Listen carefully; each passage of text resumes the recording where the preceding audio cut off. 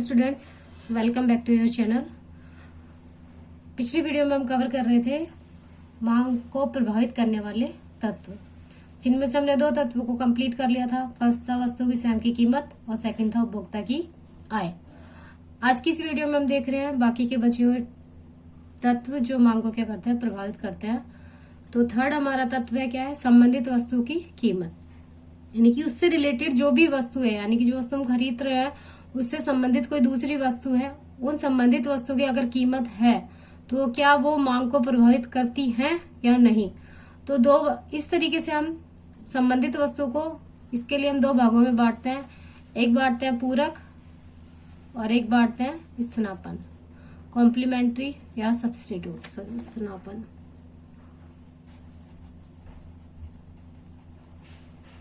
तो फर्स्ट हम कवर करते हैं पूरक वस्तुएं। पूरक वस्तुएं क्या होती है, सबसे पहले हम देख लेते हैं पूरक वस्तुएं क्या होती है।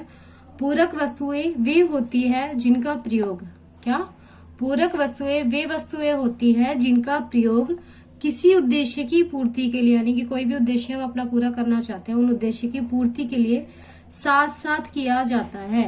यानी कि कोई भी काम करने के लिए हम किसी वस्तु का उपयोग क्या करते हैं, साथ साथ करते हैं। जिस तरीके से मेरे हाथ में पेंसिल है तो ये पेंसिल, बाकी क्या है इसमें लकड़ी का कुछ पार्ट लगा हुआ है और बीच में क्या है ग्रेफाइट लगा हुआ है। तो एक वर्क कैसे करेगी, अगर ये ग्रेफाइट अगर हम अकेले काम में लेना चाहते हैं तो नहीं करेगी जब तक इसको वुड का या लकड़ी का सपोर्ट नहीं मिलेगा।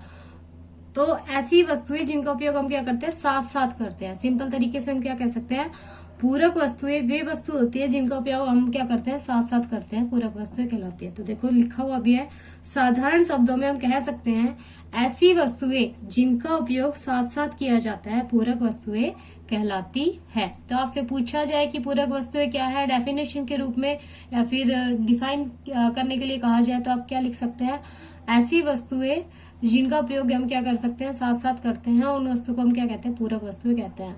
अगर आपसे उदाहरण पूछा जाए या फिर तो आप क्या लिखोगे, चाय और चीनी। तो चाय ऐसी है, वो बात अलग है कि किसी को शुगर हो रखा हो या फिर डायबिटीज की प्रॉब्लम हो तो उसको मीठा बंद है, लेकिन मोस्टली जब हम चाय बनाते हैं तो चाय को कंप्लीट कौन करता है, चीनी। तो चाय और चीनी का उपयोग हम क्या करते हैं, साथ साथ करते हैं। जूते और जुराब, आज की जनरेशन के कुछ बॉयज या फिर कुछ गर्ल्स है जो शूज को बिना सॉक्स के पहन लेते हैं, लेकिन मोस्टली हम यूज करते हैं जुराब को किसके साथ में, जूतों के साथ में यूज में लेते हैं। तो जूते और जुराब दोनों क्या है, साथ में यूज में लिया जाता है। नेक्स्ट क्या है, पेन और स्याही। पेन को बिना स्याही का हम क्या है, यूज में नहीं ले सकते। तो किसी भी उद्देश्य को पूरा करने के लिए हमें क्या करना पड़ता है, उस वस्तु का साथ साथ उपयोग करना पड़ता है। तो वो क्या कहलाती है, पूरक वस्तुएं। अब देखते हैं ये वस्तुएं मांग को कैसे प्रभावित करती है। तो एक नोट के रूप में लिखा हुआ है मैंने, जो मोस्टली एग्जाम में पूछ लिया जाता है, आपसे पूछा जाता है, किसी भी कंपटीशन एग्जाम में भी पूछ लिया जाता है कि वस्तु की मांग तथा दूसरी वस्तु की कीमत में कौन सा संबंध पाया जाता है, ऋणात्मक संबंध पाया जाता है जब वस्तु कैसी हो, पूरक वस्तु है। क्या कह सकते हैं हम, जब पूरक वस्तुएं होती है तो वस्तु की मांग तथा दूसरी जो वस्तु है, जैसे कि मान लीजिए पेन है, पेन से संबंधित स्याही, स्याही की जो कीमत है, उन दोनों की, पेन की मांग और स्याही की कीमत में, दोनों में कौन सा संबंध पाया जाएगा, नेगेटिव रिलेशन पाया जाएगा, इनवर्स रिलेशन पाया जाएगा, ऋणात्मक संबंध पाया जाता है। जैसे कि देखो हम समझ सकते हैं, किस तरीके से लिख सकते हैं इसको, एक वस्तु की कीमत में वृद्धि होने पर, यानी कि एक वस्तु है उसकी कीमत में क्या करें, हम वृद्धि करें, तो दूसरी वस्तु की मांग क्या हो जाएगी, कम हो जाएगी। मान लीजिए पेन की कीमत को हम क्या करेंगे, 50 रुपए 100 रुपए जितनी भी हम करते हैं, बढ़ाते हैं, तो जो स्याही की कीमत, स्याही की जो मांग है वो क्या हो जाएगी, ऑटोमेटिक कम हो जाएगी, क्योंकि पेन की कीमत बढ़ने से हम क्या करेंगे, स्याही को खरीदना भी क्या कर देंगे, कम कर देंगे। और यदि वस्तु की कीमत में कमी होती है, यानी कि वस्तु को जो है दूसरी वस्तु, उसकी कीमत में हम कमी करते हैं, तो वस्तु की मांग में क्या हो जाएगी, दूसरी वस्तु की मांग में वृद्धि हो जाएगी। तो इस तरीके से हम कह सकते हैं इनमें कौन सा रिलेशन पाया जाता है, नेगेटिव रिलेशन। अगर आपसे पूछा जाए कि पूरक वस्तुओं में ऋणात्मक संबंध पाया जाता है, इसको एक डायग्राम के जरिए या फिर चित्र के जरिए समझाइए, तो किस तरीके से करोगे। देखो वही हमारा डायग्राम है, एक्सिस ले लिया जाता है, एक एक्स एक्सिस लिया जाता है और एक वाई एक्सिस लिया जाता है, जिसमें से हमें एक पर एक वस्तु की कीमत लेनी पड़ेगी और दूसरे पे एक वस्तु की मात्रा लेनी पड़ेगी। तो हम एक उदाहरण ले लेते हैं। यहाँ हमने लिया वाई एक्सिस, सॉरी एक्सिस पे लिया हमने, एक्स अक्ष पे लिया हमने चाय की मात्रा को, यानी कि क्वांटिटी क्या है चाय की वो, और वाई एक्सिस पे लिया हमने चीनी की कीमत, यानी प्राइस क्या है कि शुगर का वो। तो मान लीजिए पहले ओरिजिन पॉइंट हमारा क्या है, ओ, तो ओरिजिन पॉइंट से वाई एक्सिस पे पी, जब चीनी की कीमत कितनी थी, पी, प्राइस क्या था, पी, तो चाय की मांगी जाने वाली मात्रा हमारी क्या थी, ओ क्यू। जब देखिए कीमत कितनी थी, पी, यानी कि ओ पी थी, तो चाय की मांगी जाने वाली मात्रा क्या थी, ओ क्यू। जब हमने क्या किया, प्राइस बढ़ाया, क्या हमने पढ़ा अभी, अगर किसी वस्तु की कीमत में हम क्या कर देते हैं, वृद्धि कर देते हैं। तो चीनी की कीमत पहले पी थी, अब हमने क्या कर दी, इसमें वृद्धि कर दी, तो P1 हो गई। वृद्धि करने पर दूसरी वस्तु की मांग क्या हो जाती है, कम हो जाती है। तो ये मांग पहले क्या थी, Q थी, अब Q से क्या हो गई, Q1 हो गई। तो डायग्राम हमारा यानी कि कहाँ शिफ्ट हो गया, यहाँ से यहाँ शिफ्ट हो गया।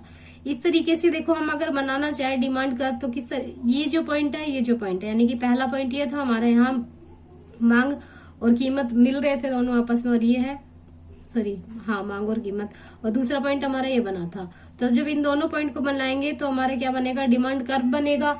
ये डिमांड कर्व कैसा बन रहा है, नेगेटिव बन रहा है, नीचे ढाल है इसका। तो पूछा जाता है पूरक वस्तुओं का ढाल कैसा पाया जाता है, तो पूरक वस्तुओं का ढाल कैसा पाया जाता है, ऋणात्मक पाया जाता है। तो ये जो ढाल है इसका कौन सा हो गया, ऋणात्मक हो गया, गिरते हुए, ऊपर से नीचे गिरते हुए हो गया। तो ये हो गया हमारी पूरक वस्तुएं। सेकंड वस्तु हमारी क्या थी, स्नापन वस्तु। तो देखिए स्नापन वस्तु क्या होती है, स्नापन वस्तुओं से अभिप्राय उन वस्तुओं से है जो एक ही उद्देश्य की पूर्ति के लिए एक दूसरे के स्थान पर प्रयोग की जा सकती है। यानी कि एक उद्देश्य हमें पूरा करना है, उस उद्देश्य की पूर्ति के लिए एक दूसरे के स्थान पर जिन वस्तुओं का हम उपयोग कर सकते हैं वो कौन सी वस्तु कहलाती है, हमारी स्नापन वस्तुएं। यानी कि ऐसी वस्तुएं, सिंपल तरीके से हम कहें कि ऐसी वस्तुएं जिनका उपयोग एक की जगह दूसरे का कर सकते हैं। जैसे कई बार मम्मी घर पे नहीं होती तो दीदी या फिर माँ से काम कर देती है हमारा, तो एक की जगह दूसरा जो काम कर रहा है वो क्या कहलाता है, स्नापन वस्तुएं। जैसे उदाहरण है चाय और कॉफी। अगर कोई है चाय ना पीना चाहे तो कॉफी का यूज ले सकते हैं हम। चीनी ना डालना चाहे तो गुड़, मीठा डालने के लिए। अगर पेप्सी ना तो कोक। यानी कि ये क्या है, एक के स्थान पर हम दूसरे का क्या कर सकते हैं, उपयोग कर सकते हैं। नोट के रूप में हम लिखे तो एक वस्तु की मांग और दूसरी वस्तु की कीमत में कौन सा संबंध पाया जाता है, धनात्मक संबंध पाया जाता है। जिस तरीके से हमने पूरक वस्तु में पढ़ा, यानी कि अगर एक वस्तु की मांग करेंगे और दूसरी वस्तु की कीमत लेंगे तो दोनों में कौन सा रिलेशन पाएगा, पॉजिटिव रिलेशन पाया जाएगा। कैसे, देखिए एक वस्तु की कीमत बढ़ने पर, अगर किसी वस्तु की कीमत बढ़ती है तो इसकी स्नापन वस्तु की मांग क्या होती है, बढ़ जाती है। यानी कि एक वस्तु की कीमत बढ़ेगी तो उसके अपोजिट, जैसे चाय की कीमत बढ़ी तो कॉफी की मांग क्या हो जाएगी, ऑटोमेटिक बढ़ जाएगी। चीनी की कीमत बढ़ी तो गुड़ की मांग ऑटोमेटिक क्या हो जाएगी, बढ़ जाएगी। पेप्सी की कीमत बढ़ी तो कोका कोला की मांग क्या हो जाएगी, बढ़ जाएगी। लेकिन चाय, चीनी और पेप्सी की कीमत क्या हो जाएगी, कम हो जाएगी। इसके अपोजिट हम ले, एक वस्तु की कीमत घटे तो स्नापन वस्तु की मांग क्या हो जाएगी, बढ़ जाएगी। यानी कि अगर इसकी कीमत को हम घटाते हैं तो स्नापन वस्तु की मांग इसकी क्या हो जाएगी, घट जाएगी। चाय खरीदना शुरू कर देंगे, कॉफी को बंद कर देंगे लोग। अगर डायग्राम के रूप में हम देखें तो सेम उसी तरीके से एक्स एक्सिस लिया और वाई एक्सिस लिया। एक्स अक्ष पे हमने क्या लिया, चाय की कीमत को लिया, और वाई अक्ष पे हमने क्या लिया, वो कॉफी की कीमत को लिया। जब ओपी, कॉफी की कीमत क्या थी, ओपी, तो चाय की मांगी जाने वाली, सॉरी कीमत नहीं आएगा, क्वांटिटी आएगी।